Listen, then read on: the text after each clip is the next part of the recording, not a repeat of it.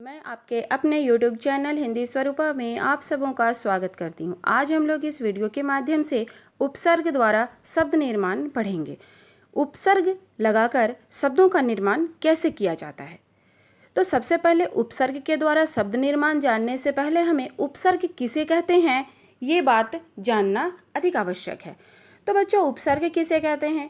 उपसर्ग शब्दांश होता है, ठीक है, शब्द का एक छोटा सा अंश जो किसी दूसरे शब्द के पहले आकर बैठ जाता है, यानी कि किसी दूसरे शब्द के पहले आकर जुड़ जाता है और उस दूसरे शब्द के अर्थ को बदल देता है। किस प्रकार बदलता है? जैसे मान लीजिए कि हमने लिखा मन, ठीक है, तो मन के पहले अगर सु लिख के उसे जोड़ दिया जाए तो क्या बन जाएगा? सुमन, ठीक है। अगर धीर लिखा हुआ है और धीर के पहले सु जोड़ दीजिए तो क्या बन जाएगा? सुधीर। नयन के पहले सु जोड़ दीजिए, सुनयन, ठीक है। तो इसी तरह किसी भी शब्द के बाद, जैसे पुत्र लिखा है, पुत्र के पहले कु जोड़ दीजिए तो कुपुत्र हो जाएगा, सु जोड़ दीजिए तो सुपुत्र हो जाएगा, ठीक है। जैसे खिला लिखा हुआ है तो खिला के पहले अगर अध लिखकर जोड़ दीजिए तो अधखिला हो जाएगा। तो इसी तरह शब्दों का अंश जो दूसरे शब्द के पहले आकर जुड़ जाए और दूसरे शब्द के अर्थ में परिवर्तन कर दे तो उस शब्दांश को हम लोग उपसर्ग कहते हैं। अब बच्चों, इसके परिभाषा हम लोग कैसे लिखेंगे? उपसर्ग किसे कहते हैं?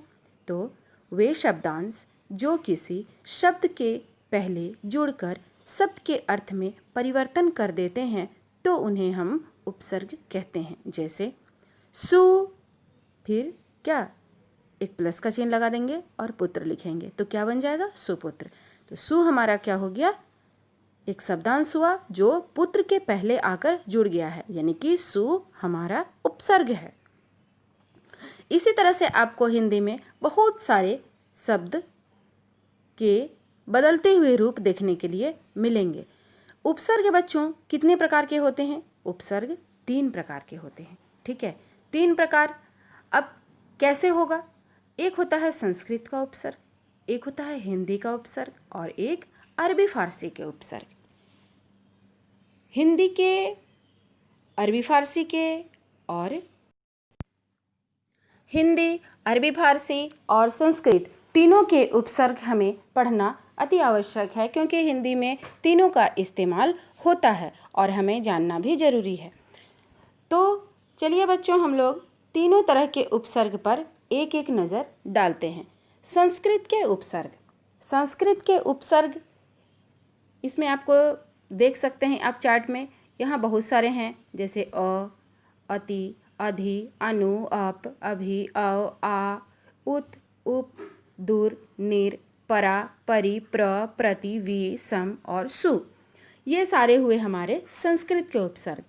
अब देखिए हिंदी के उपसर्ग में भी हैं बहुत सारे, जैसे अ, अन, अध, उन, कु, चौ, दु, पर, बिन, भर, नी, सु।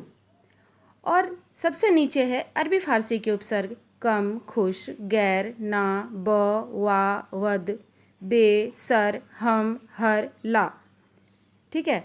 तो ये सब हुए उपसर्ग के सूची बने हुए हैं, जिससे आप लोगों को उपसर्ग को पढ़ने में और समझने में आसानी होगी। उपसर्ग और उपसर्ग के साथ उसका शब्द रूप भी दिया हुआ है। जैसे अ उपसर्ग है तो अ उपसर्ग कैसे पता चलेगा? जैसे मान लीजिए जर, जर के पहले अ लगा देते हैं तो अजर बन जाएगा। धर्म के पहले अ लगा देते हैं तो अधर्म बन जाएगा। नाथ के पहले अ लगाते हैं तो अनाथ बन जाएगा। और यही नाथ के पहले अगर स लगा देते हैं तो फिर सनाथ बन जाएगा, है ना।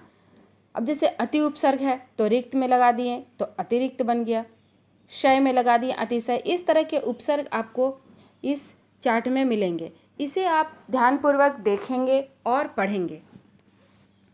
इसमें अरबी फारसी के जो उपसर्ग हैं, इसमें आपको, जैसे आप देखिए सबसे नीचे है बद उपसर्ग, ठीक है। ये बद को अगर अकेला लिख के आपको दे दिया जाए तो आप इसका मीनिंग शायद न समझ पाओ, लेकिन आप दिन रात सुनते हो। क्या सुनते हो? बदमाश कहीं का, बदनाम करके रख दिया, ठीक है, बदबू आ रही है तो बद क्या है, उपसर्ग है जो दूसरे शब्द के पहले लगकर उसमें एक विशेष अर्थ की सृष्टि कर रहा है। तो बच्चों, आप लोग इस वीडियो से उपसर्ग के भिन्न भिन्न रूप को ध्यानपूर्वक पढ़ेंगे और समझेंगे।